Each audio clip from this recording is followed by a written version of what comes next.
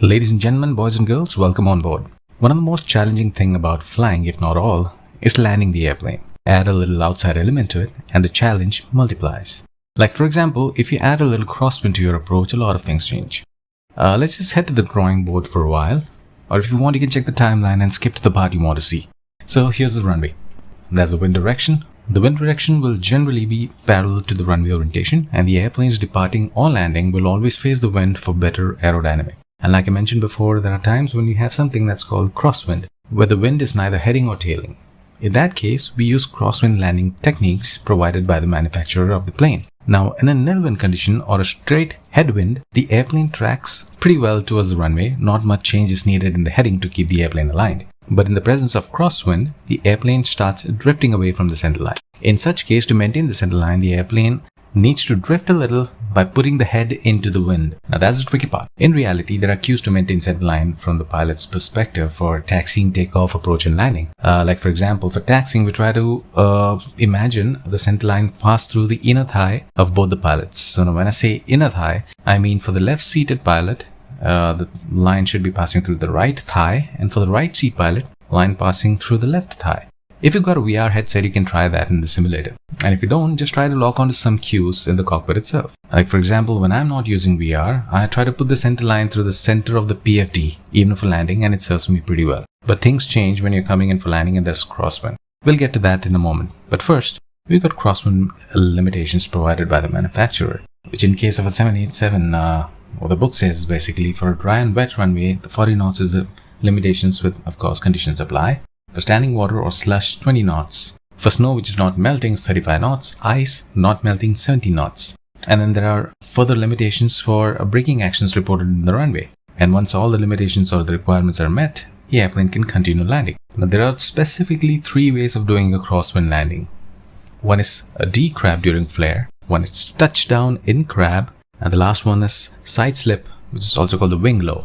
Now for D-crab during flare, the idea is to maintain wings level all the way through the approach and landing and both main gear touching down at the same time. A crab angle is established during the approach, and just before touchdown during flare, we D-crab the airplane using the rudders to align with the runway and use ailerons to maintain wings level. Now for touchdown in crab, this is similar to D-crab, but just that the name suggests we touch down in crab. Now on a dry runway, the airplane upon touchdown will track towards the upwind side of the runway and hence needs a deep crab using rudders and also an immediate aileron to compensate and avoid any bank. And on a wet runway, on a slippery runway, the airplane drifts towards the downwind side of the runway on touchdown and permits spoiler operation because main gear touches down at the same time and reduces pilot workload since no D-crab is required. The last method, the side slip or the Winglow. In this technique, the approach is done as all other techniques. We're coming in with a crab angle. It's just that just prior to touchdown and during flare, the airplane decrabs using rudders to align and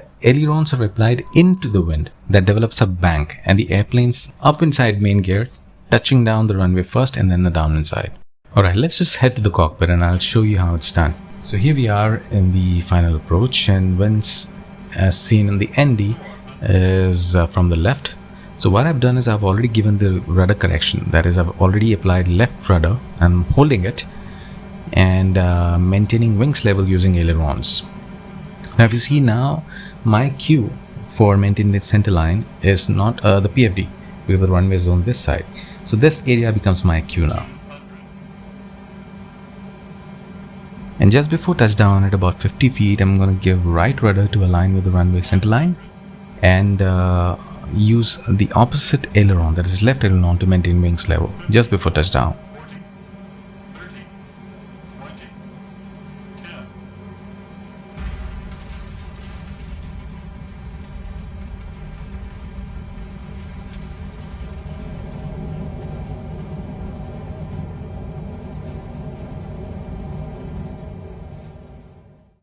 Now let's look at the same thing from the outside. I've given right rudder, left aileron to maintain wings level, and touchdown. That is D-crab during flare. Now let's take a look at touchdown and crab.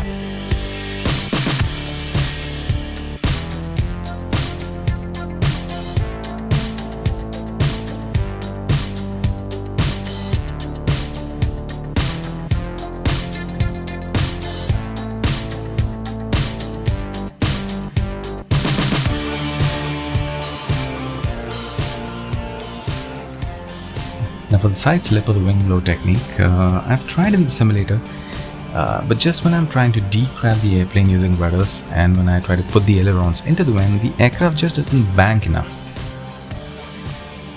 Decrabbing, and you see my ailerons are completely to the left, but then she doesn't bank much. So I don't know, maybe it's the simulator or maybe I'm doing something wrong. So that's just about it. I hope you enjoyed and learned something new, and give it a whirl for the Crosswind landings. It's really fun to do. Happy landings. I'll see you all in the next one. Ciao.